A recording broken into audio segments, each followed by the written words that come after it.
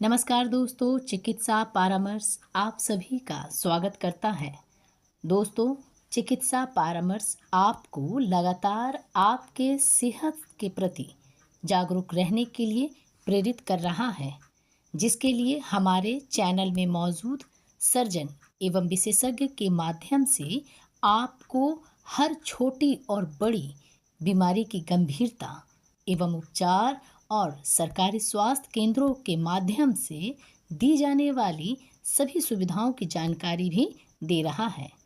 चिकित्सा परामर्श पर दी जाने वाली जानकारी का लाभ लोगों को प्राप्त हो रहा है, इसकी भी जानकारी दी जा रही है। दोस्तों, आज आपको यूरिक एसिड बीमारी से संबंधित जानकारी देने के लिए हमारे साथ मौजूद हैं surgeon doctor Prem Prakash ji. Doctor Prem Prakash ji uric acid से होने वाली समस्या, उनका उपचार से जुड़ी सारी जानकारी आपको देंगे। डॉक्टर प्रेम प्रकाश जी से यूरिक एसिड से संबंधित कोई और सवाल या जानकारी जानना चाहते हैं तो चिकित्सा परामर्श के कमेंट्स बॉक्स या मेल पर लिखकर भेजें। आपके सारे सवालों का जवाब जरूर दिया जाएगा। दोस्तों, चैनल को लाइक और सब्सक्राइब जरूर करें। धन्यवाद। सभी दर्शकों को मेरा नमस्कार है।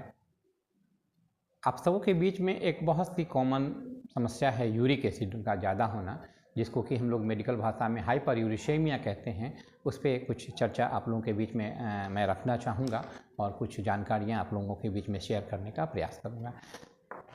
सबसे पहले यह होता क्या है, यूरिक एसिड क्या होता है? यूरिक एसिड यदि कहें तो एक प्यूरिन जो होता है उसका एक ब्रेकडाउन प्रोडक्ट है, या कहिए कि प्रोटीन का दो तरह के होते हैं, एक प्यूरिन और एक पायरिमिडिन।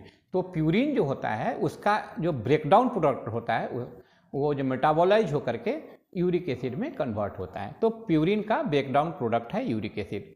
अब ये जब यूरिक एसिड हमारे खून में आता है तो क्या होता है, उसका वो खून के माध्यम से जब किडनी में जाता है तो किडनी उसको फिल्टर करता है और फिल्टर करके वो जो है आपके शरीर से उसको बाहर निकाल देता है।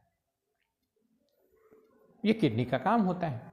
लेकिन किडनी कभी यदि काम अपना सही तरीके से नहीं कर पाते हैं तो उस कंडीशन में आपको यूरिक एसिड की लेवल जो है वो चूँकि फिल्टर नहीं हो पाता है तो वो आपके रक्त में उसकी मात्रा बढ़ने लगती है, जिसको कि हम लोग हाइपर यूरिशेमिया के नाम से जानते हैं। तो हाइपर यूरिशेमिया क्या है ये आपको हमने बताया। यूरिक एसिड के ब्लड में नॉर्मल मात्रा से बढ़ जाने को हाइपर यूरिशेमिया हम लोग कहते हैं। अब इसके क्या क्या कारण हैं? इसके कारण यदि हम कहें तो एक है हमारा खान पान, जो हम फूड लेते हैं। यदि हम ऐसे प्यूरिन प्रोडक्ट्स जिसमें ज़्यादा यदि हम लेते हैं, जिसमें से मुख्य तौर से आपका मीट, जो नॉन वेजिटेरियन फूड लेते हैं उसमें होता है बीन, पीज, मटर, मशरूम, सी फूड्स, तो इन सारी चीज़ों में प्यूरिन की मात्रा ज़्यादा होती है, जिसकी वजह से जब वो ब्रेक डाउन होते हैं तो सीरम यूरिक एसिड में कन्वर्ट होते हैं। तो एक तो फूड कारण हुआ। दूसरा कारण हुआ अल्कोहल, जो हम शराब पीते हैं। तो जब हम शराब पीते हैं तो उसमें क्या होता है कि यूरिक एसिड का जो मेटाबॉलिज्म होता है उसको ये अल्कोहल का जो मेटाबॉलिज्म होता है उस पर ध्यान ज़्यादा केंद्रित हो जाता है और यूरिक एसिड पे नहीं। इसलिए यूरिक एसिड बेचारा ब्लड में जमा होते चला जाता है। तो जो अल्कोहलिक होते हैं उसमें भी यूरिक एसिड की मात्रा ज़्यादा पाई जाती है। बहुत सारी दवाओं का हम लोग सेवन करते हैं, डायूरेटिक्स जिसमें कि पेशाब ज़्यादा निकलती हैं, उसके सेवन से भी आप में यूरिक एसिड की मात्रा बढ़ सकती है। या यदि आप ओबेज होते हैं, आप में ओवरवेट होते हैं, उन पेशेंट्स में भी यूरिक एसिड की मात्रा ज़्यादा होती है। या यदि कोई ऐसी दवा हम लेते हैं जिससे कि हमारी इम्यूनिटी सप्रेस होती है, जिसको कि हम लोग इम्यूनोसप्रेशन ड्रग्स कहते हैं, उसके लेने की वजह से भी यूरिक एसिड हमारे शरीर में ज़्यादा हो सकती है। या जो कैंसर के मरीज हैं जो कीमोथेरापी लेते हैं, उनके भी रक्त में यूरिक एसिड की मात्रा ज़्यादा हो सकती है। तो एक हमने बताया कि यूरिक एसिड का क्या क्या कारण है। एक तो हमारा फूड हैबिट है, अल्कोहल हैं, ओबेसिटी हैं, हम दवाओं में यदि कहें तो डायूरेटिक्स हैं, इम्यूनोसप्रेशन ड्रग्स हैं और कीमोथेरापी जो हम लोग कैंसर में यूज करते हैं, ये हैं। अब है कि यूरिक एसिड होने से ये हमने बताया कि कारण क्या है। अब जब बढ़ जाता है तो क्या उसमें लक्षण होता है। ये यूरिक एसिड होता है ना, वो जाके क्रिस्टल में फॉर्म में बन जाता है और ये जो है सो जॉइंट्स में जाके वहाँ पे बन जाते हैं। तो उससे उसको क्या कहते हैं हम लोग, टॉफस बोलते हैं उसके जो मेडिकल टर्म उसको जो हम बोलते हैं उस क्रिस्टल को, उसको हम लोग टॉफस कहते हैं। तो जब ज्वाइंट में जमा हो जाएगा तो क्या होगा, ज्वाइंट में इन्फ्लामेशन हो जाएगी, सूजन होगा, फिर उसमें दर्द होगा, स्टिफनेस हो जाएगी, ज्वाइंट्स मूवमेंट नहीं होगा। हाँ, स्टिफ, मॉर्निंग में आपको बहुत स्टिफनेस उसमें फील होगी, रेडनेस हो जाएगी। तो ये सारी चीज़ें हैं जो कि आपके ज्वाइंट में यदि यूरिक एसिड के क्रिस्टल बन गए तो उसके वजह से हो सकते हैं। रीनल कैल्कुलाई, किडनी में भी, चूंकि आप अभी हमने बताया कि यूरिक एसिड जब ब्लड में आता है, बनता है, तो वो किडनी के थ्रू फिल्टर होता है। तो वहाँ पे यदि बढ़ जाएगा तो क्या होगा कि किडनी में एक कैल्कुलाई बढ़ने की संभावना रहेगी, जिसको कहते हैं यूरिक एसिड कैल्कुलाई बोलते हैं। तो उसमें पथरी बन जाएगी किडनी में। तो वो जो पेशेंट होगा पेशाब में खून की आने की संभावना हो, या बार बार पेशाब उनको आने हो, या मरीज कहता है कि फाउल स्मेलिंग यूरिन जो है बड़ा गंध देता है, बहुत उसमें दुर्गंध आती है, ये चीज़ मरीज कंप्लेन करता है। जिनको ज्वाइंट अफेक्शन होती है वो मरीज टिपिकली वो बताते हैं कि डॉक्टर साहब मैं जब बैठा रहता हूँ तो कोई दर्द नहीं होता है, जब उठता हूँ और जैसे चलने की शुरुआत करता हूँ बड़ी कटकट की आवाज़ आती है, और जब थोड़ी दूर मैं चल लेता हूँ तो वो दर्द आराम हो जाता है।